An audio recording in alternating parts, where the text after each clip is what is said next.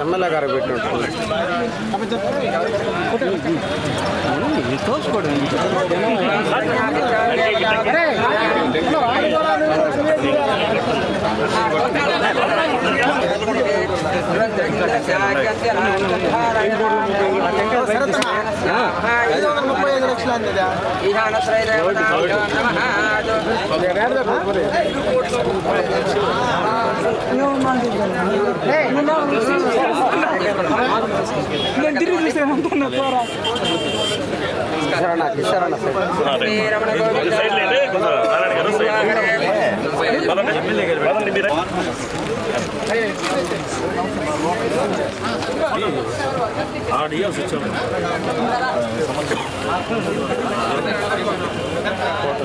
Cameraman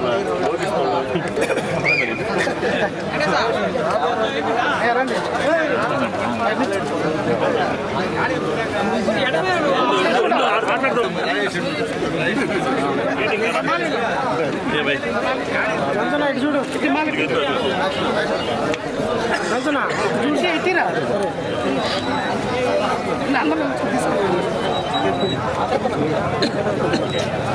సైడ్కి నిలబడితే ఫోటోలు వస్తాయనా సైడ్కి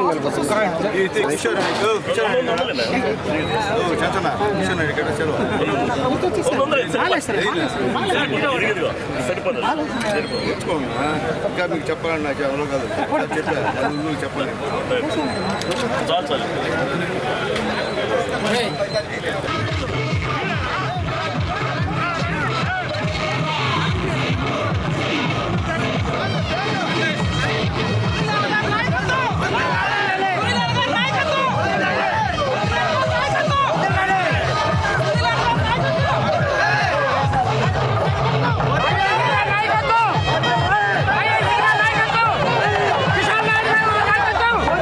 కృష్ణా నాయుడు గారు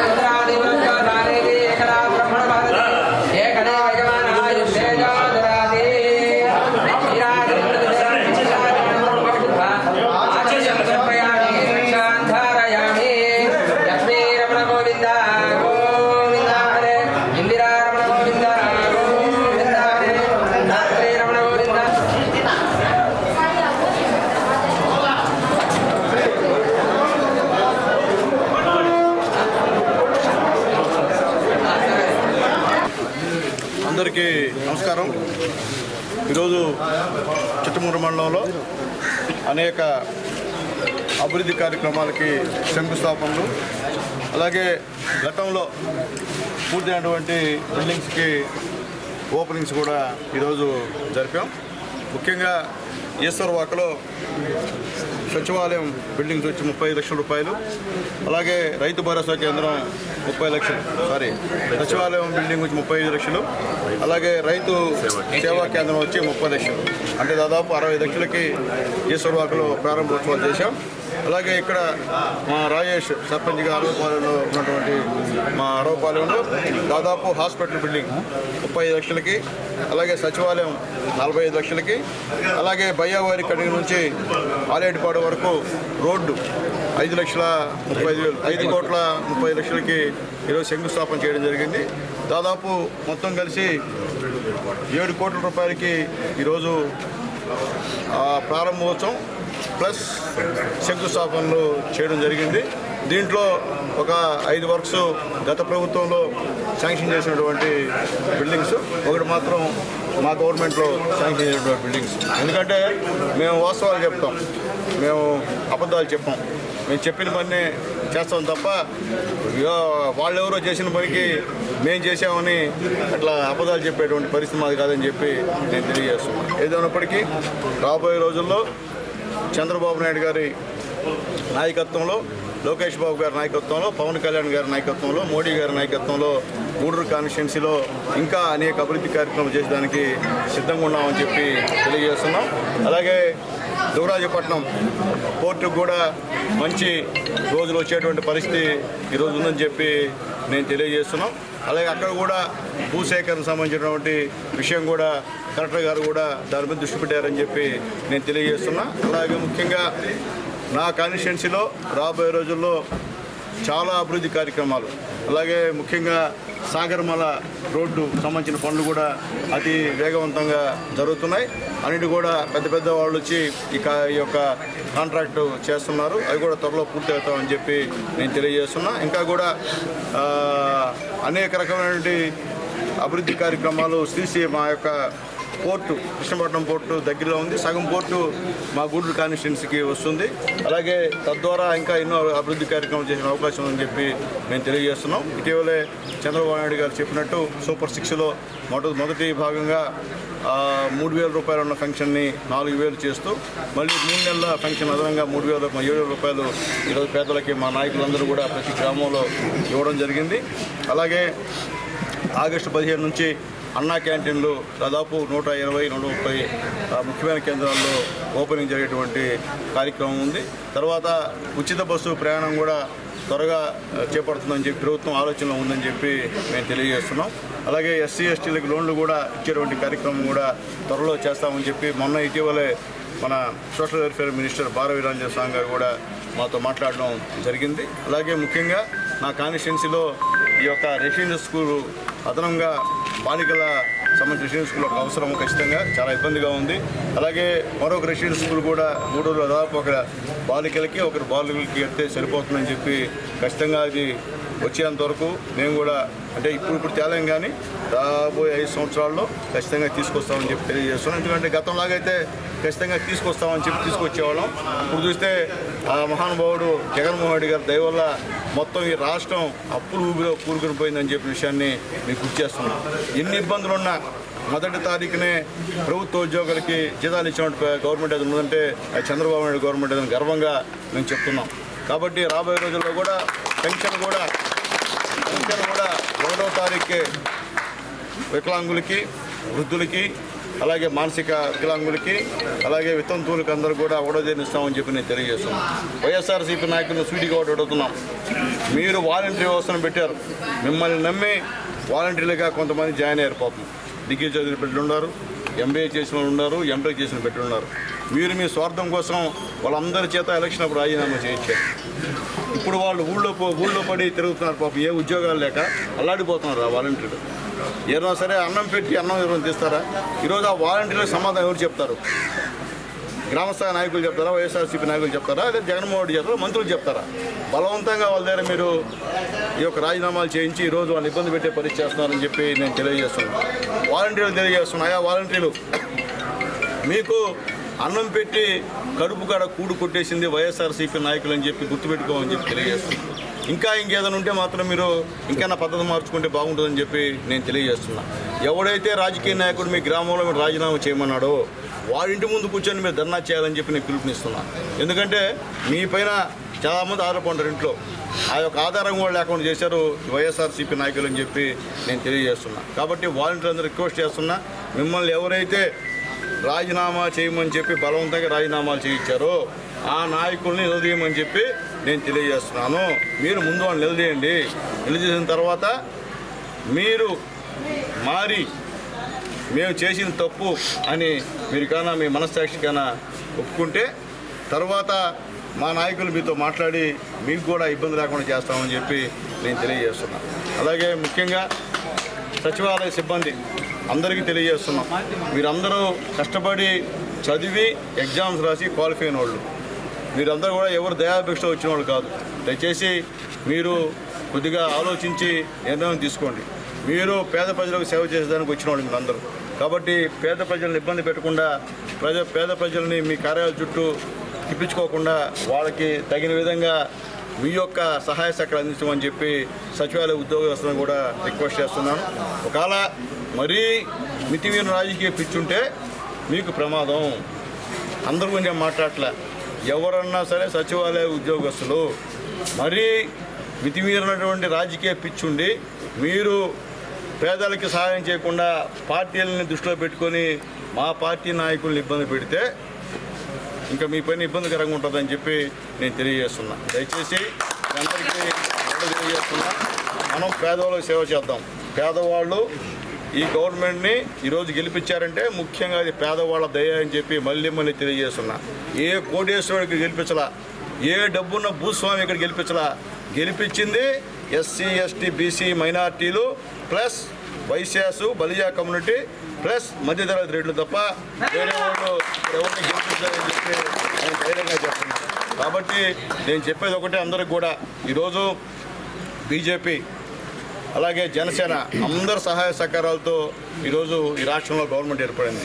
నేను గెలిచామన్నా వాళ్ళందరూ సహాయ సహకారాలు. ఎందుకంటే అలాగే మా తెలుగుదేశం పార్టీ కార్యకర్తల యొక్క కృషి. ఈరోజు 5 సంవత్సరాలు ఎదురు చూస్తున్నారు మా వాళ్ళు, ఏమవుద్దో ఏ విధంగా ఇబ్బంది పడతామని అందరూ కూడా భయపడుతున్నటువంటి తరుణంలో ప్రజలందరూ జగన్మోహన్ రెడ్డి గారి నియంతృత్వ పోకళ్ళకి వ్యతిరేకంగా అందరూ కలిసికట్టుగా ఈరోజు తెలుగుదేశం పార్టీని జనసేనని బీజేపీకి ఈరోజు పట్టం కట్టిన విషయాన్ని ఒకసారి తెలియజేస్తున్నా. రాబోయే రోజుల్లో మోడీ గారి నాయకత్వంలో మా పవన్ కళ్యాణ్ గారు మాకు ఈరోజు తెలుగుదేశం పార్టీకి అండగా ఉన్నారు. ఆయన మా బాబు గారు, మా లోకేష్ బాబు గారు నాయకత్వంలో ఈ రాష్ట్రంలో మరెన్నో అభివృద్ధి కార్యక్రమాలు ఖచ్చితంగా చేస్తామని తెలియజేస్తూ ఈ ఒక్క సంవత్సరం రోజులు దయచేసి చదువు పట్టండి. ఈ సంవత్సరం రోజులు అసలు అప్పు ఎక్కడ తెచ్చాడో కూడా అర్థం కాని ఎవరికి అర్థం కావట్లే. ఇవన్నీ సరిచేసే లోపల 1 year పడుతుంది. 1 year తర్వాత ఖచ్చితంగా గతంలో ఏ మాదిరిగా అభివృద్ధి కార్యక్రమాలు జరిగాయో అవన్నీ కూడా జరుగుతాయని చెప్పి నేను తెలియజేస్తున్నా. అలాగే వైఎస్ఆర్సీపీ నాయకుడికి దండం పెడుతున్నా, మీరు మీ పదవుల్లో ఉన్నారని రాజీనామా చేసేయండి. మా గవర్నమెంట్ వచ్చింది, మీరు దేవాలయ పదవుల్లో అలాగే సొసైటీల పదవులు ఉన్నారు నాయన. దయచేసి మీరు గౌరవంగా రాజీనామా ఇస్తే గౌరవం ఉంటుంది, లేకపోతే మేము ఆర్డినెన్స్ శక్తి తీసేస్తే వేరే విధంగా ఉంటుందని చెప్పి వాళ్ళందరూ కూడా సమన్వయంగా నమస్కారం చేస్తున్నా. నిజంగా మీరు ఏమాత్రం మీరు ఏముందండి మానవ దృక్పథంతో దయచేసి మీరు రాజీనామాలు చేయండి. మీరు ఉన్నా కానీ ఇబ్బందికరం వాతావరణం కాబట్టి అదొకటి వైఎస్ఆర్సీపీ నాయకులు ఆలోచించమని చెప్పి నేను తెలియజేస్తూ త్వరలోనే కష్టపడేటువంటి ప్రతి ఒక్కరికి కూడా తగినటువంటి గుర్తింపు తెలుగుదేశం పార్టీలో ఇస్తామని చెప్పి నేను తెలియజేస్తున్నాం. అలాగే ఈ చిట్టమూరు మండలంలో 1-2 గ్రామాల్లో వివాదాస్పదమైనటువంటి కొన్ని విషయాలు ఉన్నాయి. అవన్నీ కూడా పార్టీ అధ్యక్షులు కిషోర్ గారు, అలాగే పెద్దలు రాజగోపాల్ రెడ్డి గారు, మస్తాన్ రెడ్డి గారు, సోదరుడు జనార్దన్ రెడ్డి గారు, సునీల్ గారు, కృష్ణారెడ్డి గారు, రాజేష్ రెడ్డి గారు, కస్తూరయ్య గారు వీళ్ళందరూ కమిటీగా వేసుకొని అవన్నీ కూర్చొని ఆ చిన్న డిస్ప్యూట్ని మీరందరూ కూడా వాళ్ళతో మాట్లాడి ఏకగ్రీవంగా అందరూ కలిసి ఒకే మాట నిలబడే విధంగా మీరు ప్రయత్నం చేయాలని చెప్పి మా కమిటీ నాయకులందరూ కూడా రిక్వెస్ట్ చేస్తూ ఖచ్చితంగా కష్టపడ్డ ప్రతి కార్యకర్తకి గుర్తింపు ఉంటుందని చెప్పి మరొకసారి నేను తెలియజేస్తూ ఖచ్చితంగా ఎస్సీ ఎస్టీ బీసీ మైనార్టీల నాయకత్వాన్ని ఇక్కడ ఉన్న నాయకులు ఖచ్చితంగా బలపరచాలా, పైకి తీసుకురావాలని చెప్పి